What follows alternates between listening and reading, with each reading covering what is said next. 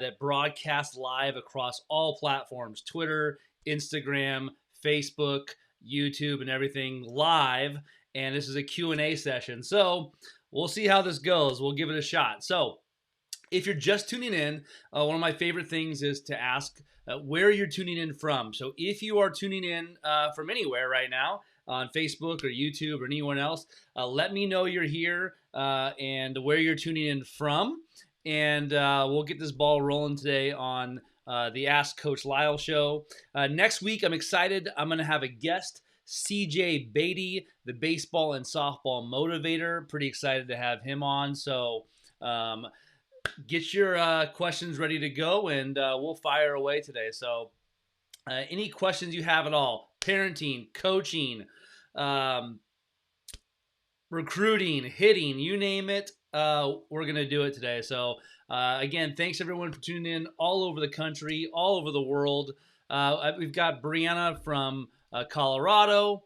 We've got Davey in Oklahoma, and a lot of others from all over the world today. So again, bear with me as I learn this new system that I'm playing with today. But Adam's tuning in from Australia. That's awesome. Tommy from Colorado. Scott's in New Zealand. Eugene's in Bakersfield. So a lot of people tuning in today. That's awesome. Thanks so much, everybody. Brian's in St. Louis. Michael's in Ohio. So get your questions ready. Let's get rocking this afternoon. Coaching, parenting, baseball, softball, you name it. Let's tackle it today and fire away with some questions. So let's see what everybody has this morning. Wow, more people tuning in from Costa Rica, Fort Worth, Texas, North Carolina. Awesome to see everybody this afternoon. I appreciate you tuning in. I'm having my second cup of coffee. Clear eyes, full hearts, can't lose. All right, so let's get into these questions today. We've got people from Melbourne, Hawaii, Mississippi. Awesome. So the first question that we're going to ask today is, what do you say to an athlete that recently has shoulder surgery and is having a hard time adjusting to watching from the sidelines? My best advice to an athlete that's coming back from injury and they can't really play yet is find a way to get really involved. Be a good teammate. Be a good leader. Ask the coach how you can help the coach out in any way possible. That would be the biggest thing that I would do, is find ways to contribute to the team. And find ways to train on the other shoulder and other ways that the doctor allows you to do. But find ways to be valuable to your teammates. Be a great teammate. That's what I would really do to pump them up and to really help them. Again, thanks everybody for tuning in. Melissa's in Chicago. Brad's in Montreal, Canada. We've got some people from Indiana, Hawaii, you name it. We've got it. So I'm going to try to get to as many questions as I can today in this half hour. So right now, the first question is Michael Haig asks, win reality, like it or love it.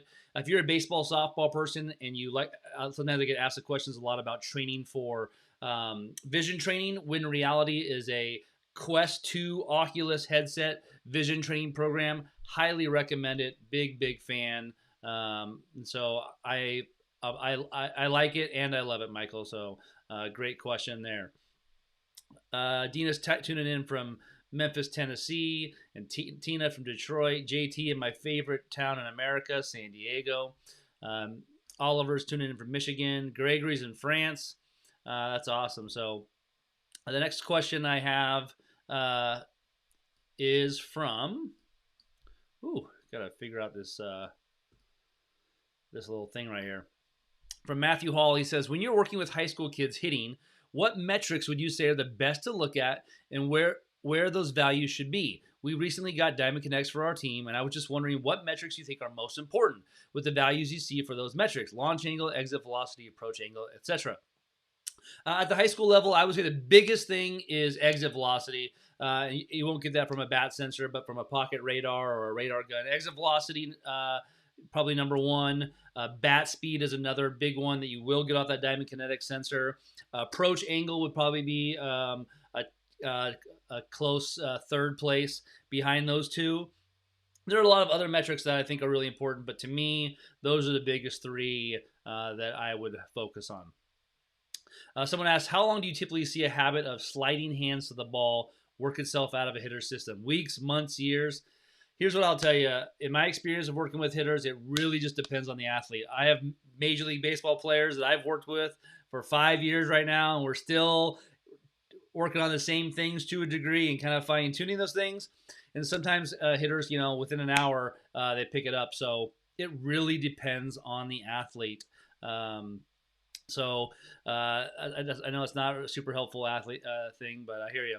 Jose asks, how do you tackle insecurity in an athlete?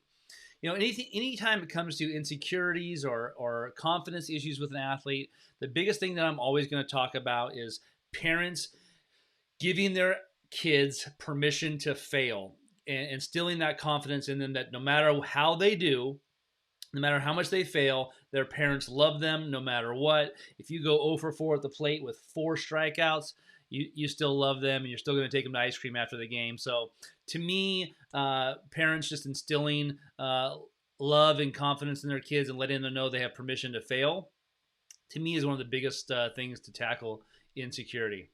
Okay. Mike asks, how do you keep a kid motivated that just got cut from a high school team due to numbers, not talent? I would say a couple things.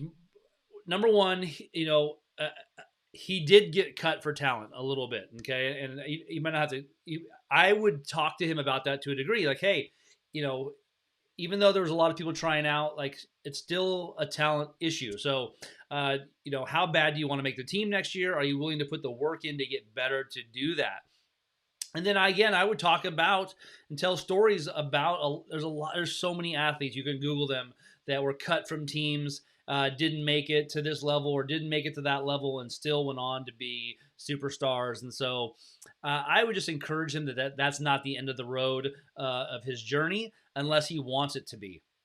And you can get defeated, you can let it beat you, but or you can let it to motivate you. So I would find ways to try to motivate them. Brenda is tuning in for New Jersey. Again, if you're just tuning in, let me know you're here. Let me know where you're tuning in from. Today we've got people from New Zealand, Australia, France, Costa Rica, Canada. We've hit a lot of countries today, a lot of states. Joe's tuning in from Philly. Jamie's in Australia. That's awesome. TJ asks, if you have a perfectionist that is too hard on themselves on every little mistake, take a strike, make an error, strike out, in inning, so on. TJ, I'll give you the same answer I gave to somebody a couple of questions ago. For those perfectionist kids, I'm going to have a lot of talks with them regarding failure and understanding in sports there is a lot of failure. I used to give an analogy that I stole from a friend of mine named Jimmy Kalidas, hitting coach at Arizona State now. He used to always ask kids, when it comes to your grades, you want a 90% or better for an A. If you're gonna go get knee surgery done, you want to go to a doctor that has a 99.99 success rate. But when it comes to softball and baseball and hitting, for example, a 30% to 40% success rate could be Hall of Fame, All-American. So getting perspective around failure for perfectionists is probably the best way to do it. And again, reinforcing that you love them no matter what. Even when they fail, you still love them. And you're going to hear me say that sometimes in these Ask Coach Lyle shows. And I say it because I talk to so many student athletes who tell me that they feel like their parents' love is predicated on performance a lot. And if they perform really well or they have a good game, their parents treat them better. And if they have a bad game, their parents treat them poorly. Even if you don't think you're that parent, I can tell you there's a lot of them out there that believe that. So let's keep doing that. Chris is tuning in from Virginia. Jarrett from Colorado. Eugene asks, what hitting movement drills or warm-up exercises to start a hitting program? For me, we do a lot of what we call PVC pipe drills to warm up, and I won't go into it today because we have just so many questions and not enough time, Eugene. If you're a member of the Hitting Vault, all those drills will be in there this summer, and I'm pretty excited about all the warm-up drills you put in there. But for the most part, when I'm with our team and we're doing pregame, the warm-up is hitting off a tee, getting our bodies loose, hitting off front toss in the machine or live or whatever it is that hitter needs to do to get ready for the game. And sometimes I have hitters that need 50 to 75 swings before they get warm, sometimes more. And sometimes you get hitters that 10 to 15 swings, they're warm and ready to go. So everybody's different in how they warm up, but we do a kind of a progression between PVC pipe drills, movement drills, tee work, front toss, and some type of live or machine work, okay? Ben asks, my daughter is a cage beast, hits balls well off front toss, even at close distances, but struggles to hit pitches above 52 miles an hour. Have tried 3-plate drill to help just because it doesn't help with the girl throwing in the circle. Got any other drills to work? How can I help her? So the 3-plate drill would probably be one of the things I would say, Ben, but honestly, I would just say, I would not let her see any pitches below 52 miles an hour in practice. I would make sure from a reaction standpoint and everything else, if that's where the wall is, I'm going to feed her from machine to pitching to front toss. I'm going to try to create above 52 miles an hour and live pitching as much as possible. I would say to you, in practice, as much as you can, try to incorporate live pitching above 52 miles an hour. Really attack that thing and having some conversations with her in regards to when she starts her swing. You'd be shocked at how many major league players and college players that I talk to, and I ask them, when do you start your swing? When do you start your load? And a lot of them either don't know the answer or they don't change it based on the pitcher. If a softball pitcher is throwing 70 miles an hour and a softball pitcher is throwing 50 miles an hour, you can't have the same starting time. Okay, it just doesn't work that way. So you've got to adjust to that. And so I would talk to her a little bit about that. Tommy asks, how do you work with hitters to have an approach for each at bat? It really depends on the level. I'll tell you what, if I'm coaching 6 to 10-year-olds, most of the approach is going to be aggressive, swing hard, have intent, swing out of your shoes. And it's going to be really about having fun, having intent, being aggressive. At the college level, we're talking a lot about plate discipline, knowing what pitches you barrel up and focusing on those pitches, changing it a little bit with 2 strikes. So it really depends on the age level. But for me, especially at the younger levels, the approach that we're going to talk about is being aggressive and taking hacks. And we can always dial down approach. You know, if you got a kid that swings at pitches over her head every time, again, like we'll start talking about, you know, what's the cause of that if they're too aggressive. But a lot of times we get a lot of kids that are too passive at the younger levels. At the college level, again, we don't have that issue as much. And so I would say higher level kids, we're talking more about plate discipline, making good decisions.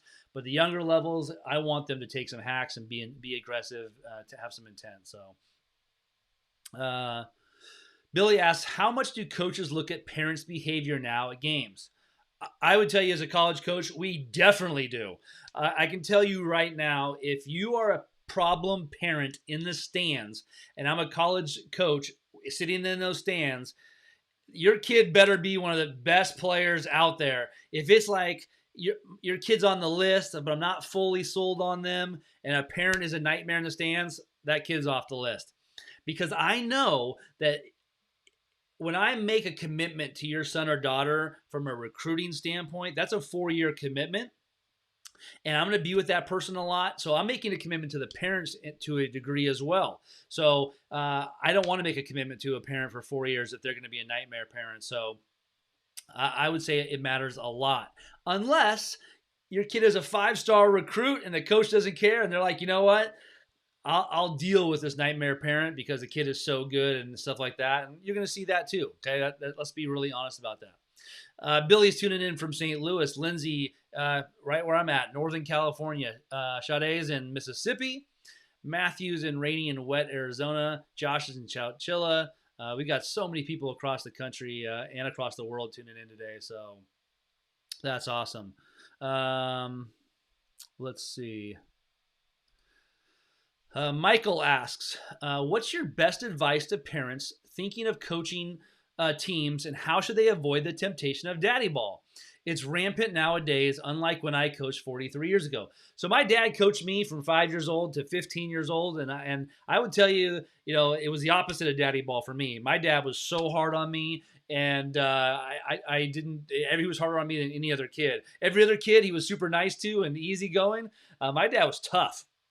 So I would just say my best advice to parents thinking about getting into coaching is is have assistant coaches that can do a good job with your kid. Sometimes there's some boundaries there that can be really good. And sometimes it's just really talking with your kid or just even yourself saying, hey, during practice, I'm in dad mode and I'm going to try to separate that. And it is hard for people. It's hard to separate that. Sometimes we go on one spectrum, we're too easy on our kids and they're playing shortstop and batting third in every game.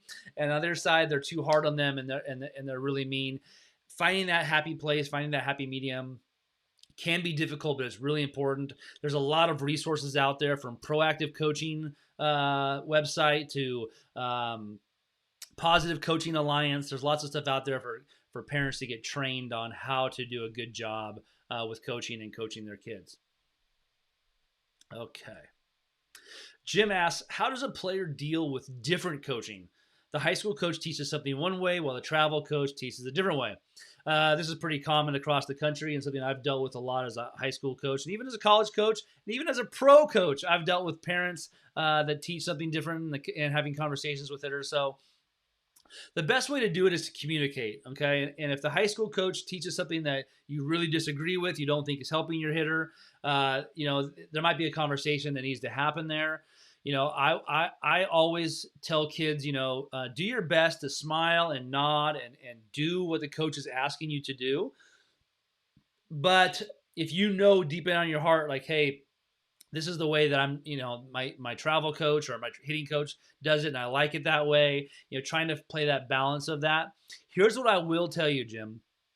In my experience, if your kid is hitting really, really well, they're not going to get messed with when it comes to their swing. So I used to tell kids, hey, you have a hitting coach or a pitching coach that you go to, that's great. Let's communicate with that person. I want to know what you're working on.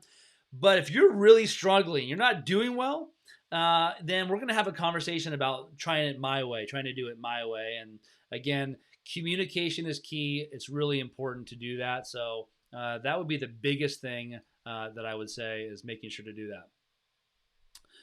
Anna asks, how do you motivate a player that has talent but struggling with academics?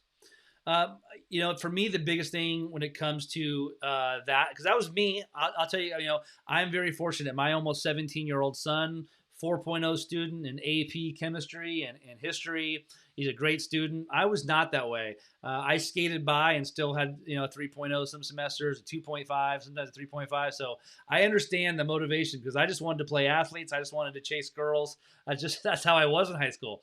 I didn't want to do academics. So the biggest thing that I would say, Anna, is when it comes to a player kind of like that, is the motivation has to be, hey, what are your goals? Do you want to play in college? And just understand that nowadays in 2021, the competition is so tough to move on to the next level, and academics is such a huge part of it.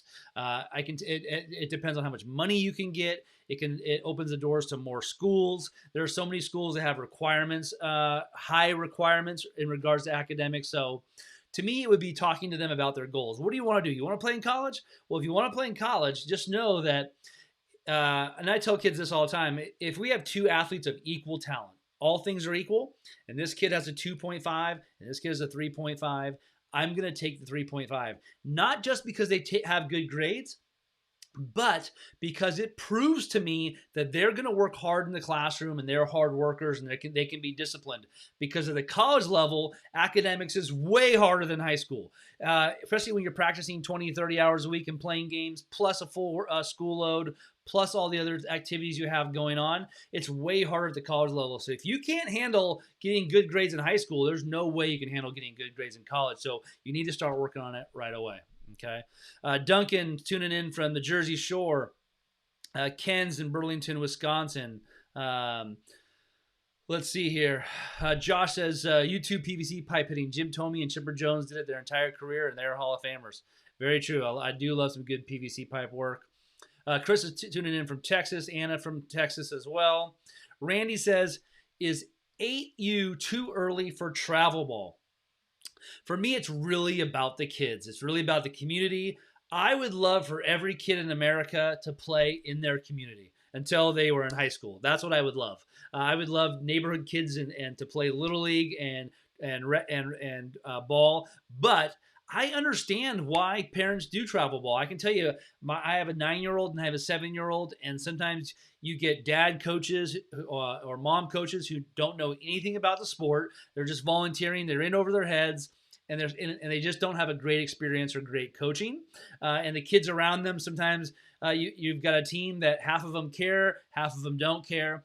So to me, the allure of travel ball is dependent on your kid. Does your kid need that a little bit more organization, a little bit more coaching, a little bit more of that? If that's the case at 8 years old, then I say yes. But I would say try as long as you can, depending on your community, to stay in a community program with community coaches.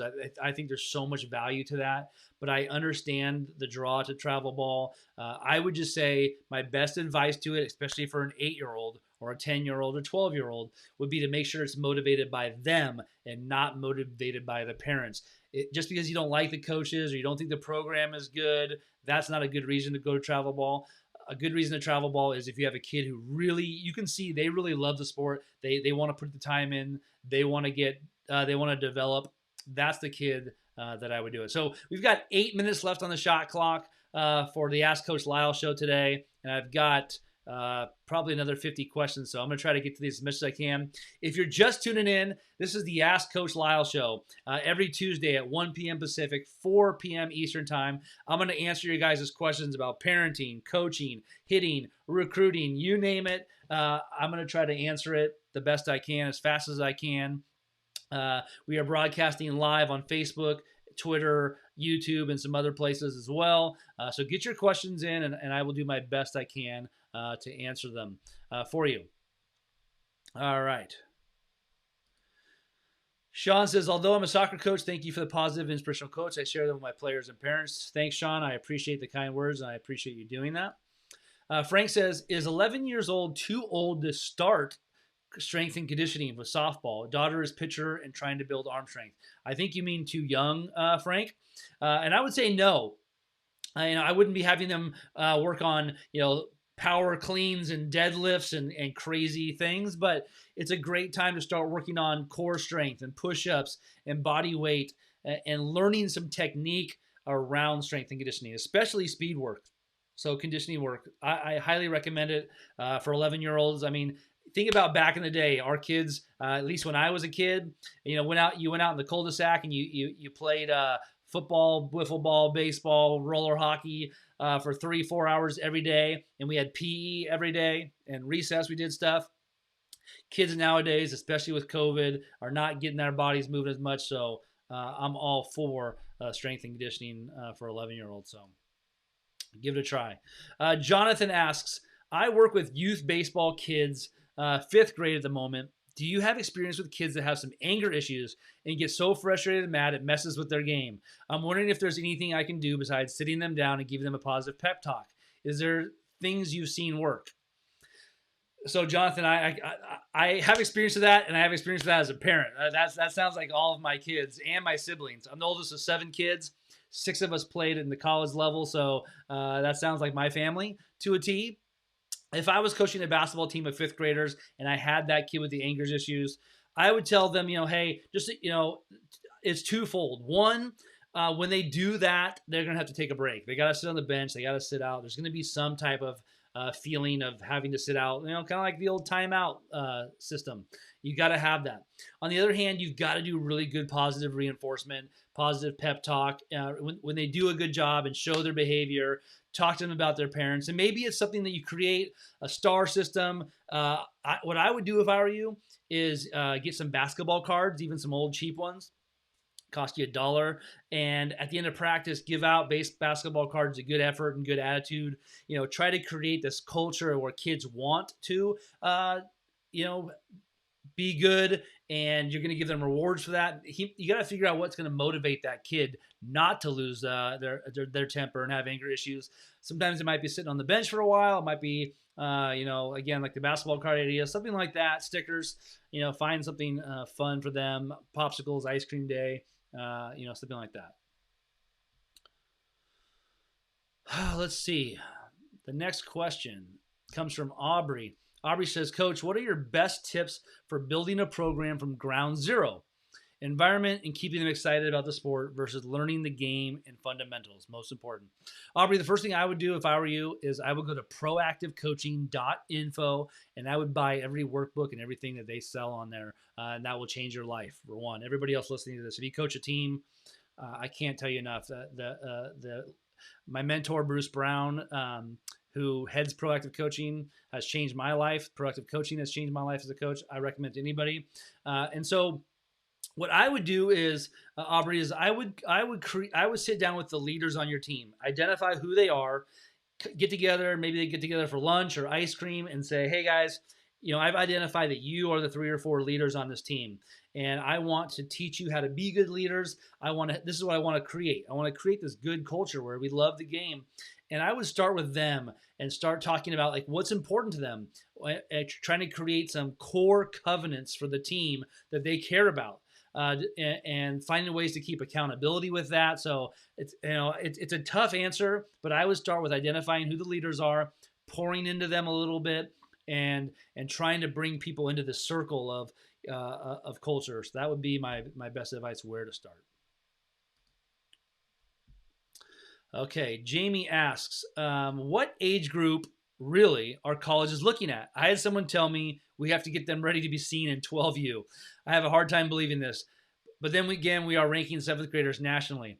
I want to be very clear with my expectations, my team, and my parents. I want to be able to plan tournaments, develop progress. So first of all, I want to give a plug. One of my biggest projects that I'm working on right now is called recruitedinsider.com. Recruitedinsider.com. Everyone go check it out today. It is my website. It's a course I put together that is the truth about recruiting, answers questions like this. So go check it out. But Jamie, my answer to you is, for the most part, it's freshman, sophomore year. Coaches are starting to gather information, and then sophomore, junior years when things are really starting to happen, depending on the sport.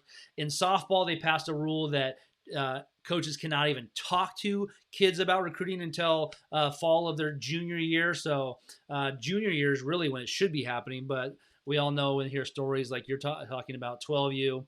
If you hear about kids who are getting recruited at 12U to 14U, these kids are the top, 1% of the 1%, and that does happen. But don't listen to those stories.